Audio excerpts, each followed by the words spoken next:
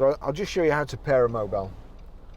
First of all, we make sure Bluetooth is on. When Bluetooth's on, onto the phone there, or you can, I'll do it the long way, you can either click the phone or go to setup then Bluetooth, pair new device.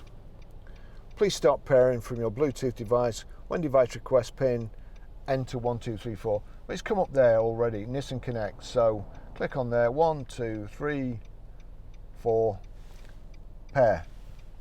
Do you want your contacts and favourites to sync? I don't, but you will.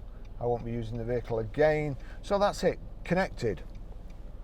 It takes a little while longer for the, although my phone's connected, you're best just waiting for this to, there you go, Bluetooth device successfully connected. If you click off too soon, then sometimes it hasn't worked and you've got to do it all again.